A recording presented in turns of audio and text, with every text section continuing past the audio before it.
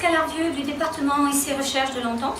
Voilà, je vais vous présenter l'utilisation des additifs chimiques, et en particulier du retardant, puisque vous allez travailler sur le terrain au niveau des pélicandromes avec ce produit.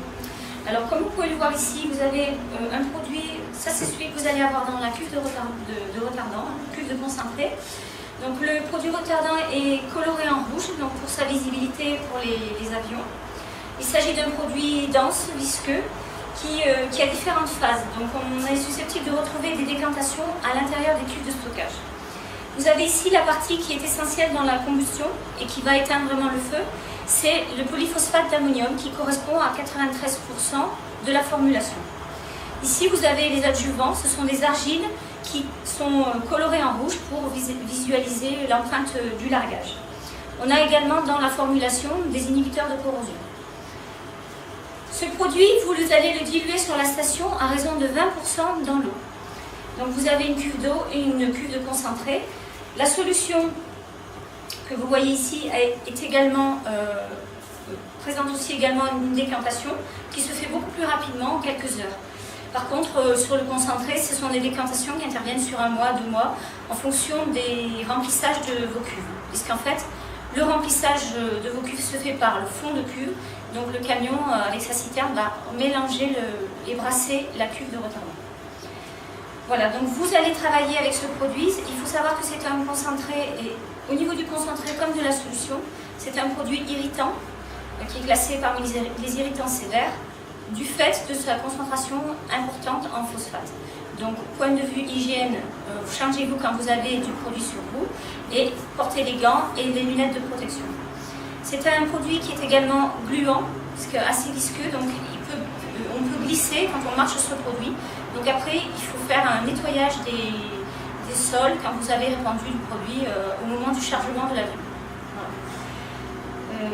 J'ai tout dit. C'est un produit que vous allez retrouver qui s'apparente à un engrais, donc qui a un effet sur l'environnement à forte concentration. Donc, quand vous avez du retardant, il faut vraiment éviter d'en déposer au sol parce que vous allez avoir migration des phosphates et des nitrates et potentiellement vous pouvez faire migrer ces produits dans les nappes phréatiques.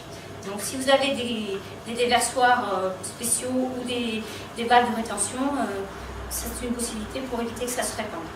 Voilà. Point de vue utilisation, il n'y a rien à dire de plus. Vous avez sur le terrain, dans les pélicandromes, un petit appareil qui s'appelle le réfractomètre, qui vous permet de contrôler la concentration du produit. Voilà. Donc vous allez faire votre chargement de l'avion. Quand l'avion a fini de charger, vous récupérez un peu de solution au sortir du tuyau de remplissage et vous allez déposer quelques gouttes sur le prisme du réfractomètre. On referme et on place le prisme face au soleil de telle façon à voir la graduation qui se trouve à l'intérieur. Vous avez une partie sombre et une partie claire. La limite entre les deux correspond à une graduation de 16 à 18%. Ça, c'est un bon dosage du produit. Ça vous permet de contrôler votre station en cours de chargement ou en fin de chargement. C'est un appareil qui est simple à utiliser. Vous pouvez l'utiliser facilement et vérifier votre produit.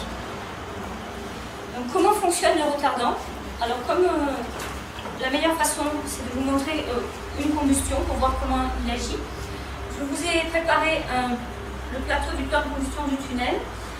Vous avez une première partie qui est composée de frisures, donc c'est un matériau qui s'enflamme très bien.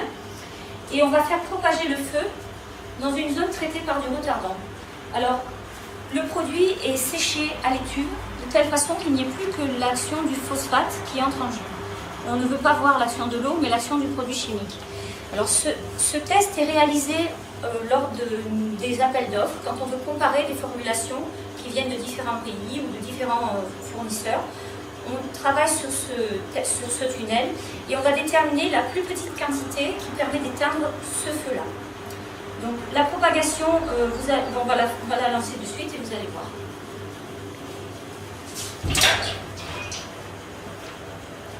Là, tu peux couper, je pense. Comme ça. On regarde si la lumière...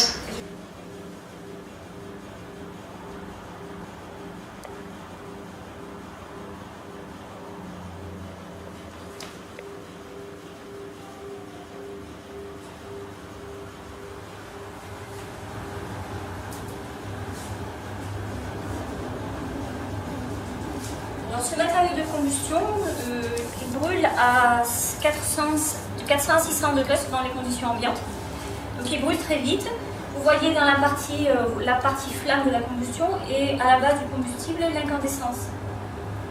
Donc le retardant, en brûlant, va faire une espèce de charbon à la surface du matériau. Et cette réaction de carbonisation, qui est due au phosphate, va absorber la chaleur du feu. Donc on a un blocage des réactions. On voit également qu'on peut avoir des fumées d'ammoniac qui se dégagent, parce qu'en fait le polyphosphate est un polyphosphate d'ammonium. Donc cet ammoniac va se dégager dans l'atmosphère.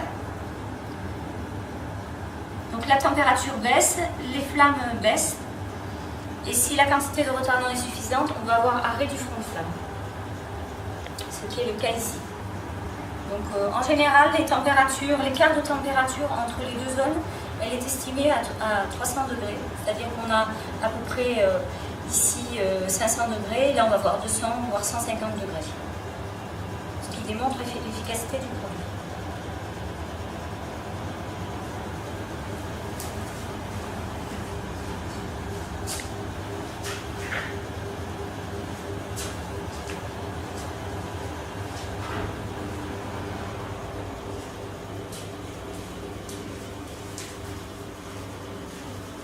On peut s'approcher, la vitre elle est pas chaude. Donc ce qu'il faut bien comprendre, c'est que le retardant a vraiment besoin de brûler pour agir. Donc vous voyez la partie qui a brûlé, qui a servi à éteindre le feu, et la partie qui a été protégée. Donc le retardant est plutôt utilisé en attaque indirecte, c'est-à-dire qu'il est largué par les avions pour faire des barrières de retardant. Alors sur le terrain et dans la réalité, dans un couvert végétal de type forêt ou garrigue, cette couverture de retardant est peut-être moins homogène. Donc en fait, on rajoute du produit. Ici, on a un taux d'application qui est de 0,5 litres au mètre carré, ce qui est très peu, et ça suffit pour éteindre ce type de feu. Par contre, en feu de forêt, on va tabler sur du 2 litres, 2 litres et demi, comme étant la quantité nécessaire et suffisante pour éteindre le feu. Voilà. Donc c'est un produit qui peut rester en place sur des zones qui ont été répandues. Donc tant que le produit n'est pas lessivé par les pluies, il continue à être efficace. Donc vous voyez la partie carbonisée, si vous essayez de la rallumer avec un briquet, vous n'y arriverez pas, ça reste dans cet état. C'est une carbonisation qui est fixée, qui est figée. Alors quand on fait un barbecue, en général, on part de cette phase-là et on va jusqu'aux cendres. Et cette incandescence est utilisée pour chauffer et cuire, tandis que là, au contraire, on bloque la réaction de combustion à ce stade-là.